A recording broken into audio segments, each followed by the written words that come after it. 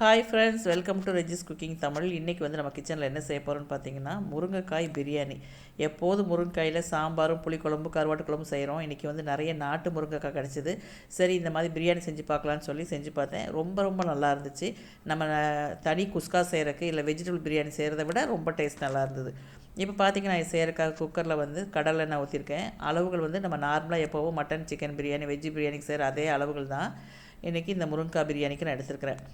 இப்போ வந்து எண்ணெய் காஞ்ச உடனே நம்ம வந்து பிரியாணி இலையும் மராட்டி மொக்கும் சேர்த்துருக்கேன். கூடவே தேவையான அளவுக்கு வெங்காயமும் பச்சை மிளகாயும் சேர்த்தாச்சு. இது ஓரளவுக்கு நல்லா வதங்கினதுக்கப்புறம் நம்ம இஞ்சி பூண்டு பேஸ்ட்டை சேர்த்துக்கலாம். சைடில் பார்த்திங்கன்னா, நான் வந்து முருங்கைக்காயை கட் பண்ணி அது கூட வந்து தயிர், உப்பு, மிளகாத்தூள் போட்டு 1 மணி நேரமாக ஊற வச்சுருக்கேன். அது ஊறிட்டுருக்குது. அதில் நல்லா மசாலா பிடிக்கட்டும். அதுக்குள்ளே நம்ம வந்து இந்த வேலைகளை முடிச்சுக்கலாம்.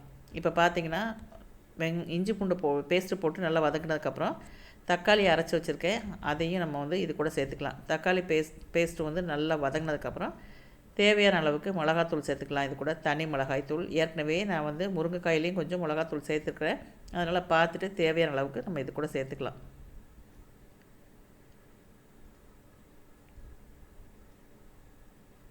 அவ்வளோதான், நமக்கு ஓரளவுக்கு மிளகாத்தூள் நல்லா வதங்கிடுச்சு.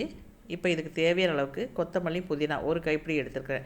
4 டம்ளர் அளவுக்கு நான் அரிசி ஊற வச்சுருக்கேன். அரை மணி நேரத்துக்கு முன்னாடி சீரக சம்பா அரிசி ஊறிட்டுருக்குது.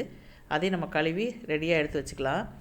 இப்போ பார்த்திங்கன்னா, கொத்தமல்லி புதினாவும் ஓரளவுக்கு நல்லா வதங்கிடுச்சு. இதில் வந்து மசாலா சேர்க்க போகிறோம். என்னென்னு பார்த்திங்கன்னா, பட்டை, கிராம்பு, ஏலக்காய், சோம்பு, கசகசா இதை வந்து பவுட்ரு பண்ணி எடுத்து வச்சுருந்தேன். அதையும் நம்ம இது கூட சேர்த்தாச்சு. அடுத்தது நம்ம ஏற்கனவே ஊற வச்சுருக்கிற முருங்கைக்காய் சேர்க்க வேண்டியதான். இப்போ இந்த மசாலா எல்லாமே ஓரளவுக்கு நல்லா வதங்கிடுச்சு. இதில் நம்ம ஊற வச்சுருக்க முருங்கைக்காய் சேர்த்துட்டு ரொம்ப நேரம் வதக்க வேண்டாம், ரொம்ப குழஞ்சி போயிடும். ஒரு 2 நிமிஷம் இந்த மசாலாவோடு சேர்ந்து நல்லா வதங்கிடுச்சுன்னா அடுத்தது நம்ம தேங்காய் பாலை ஊற்றிட வேண்டியதான். இதுக்கு வந்து நார்மலாக நம்ம பச்சை தண்ணி ஊற்றாமல் தேங்காய் பாலில் செஞ்சால் டேஸ்ட் நல்லாயிருக்கும். இப்போ 4 டம்ளர் அரிசிக்கு நான் வந்து ஒரு பெரிய தேங்காயை பால் எடுத்து வச்சுருக்கேன். நம்ம அதை இது கூட வந்து சேர்க்க போகிறோம். அவ்வளோதான், 2 நிமிஷம் நமக்கு வந்து முருங்கைக்காய் நல்லா வதங்கிருச்சு.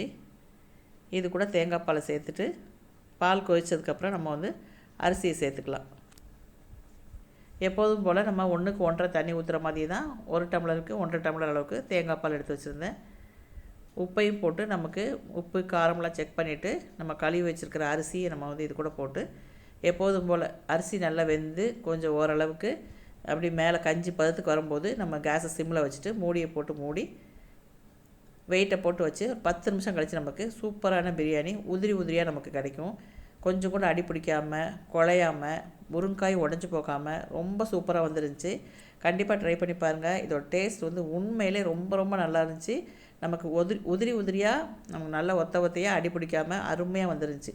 இதோட டேஸ்ட்டும் ரொம்ப நல்லா இருந்துச்சு, வித்தியாசமாக இருந்தது. நம்ம நார்மலாக குஸ்கா செய்கிறத விட இந்த மாதிரி முருங்கைக்காய் போட்டு செஞ்சோம் அப்படின்னா டேஸ்ட் ரொம்ப நல்லா இருந்துச்சு. இது கூட முட்டை கிரேவி ரொம்ப சூப்பராக இருக்கும்.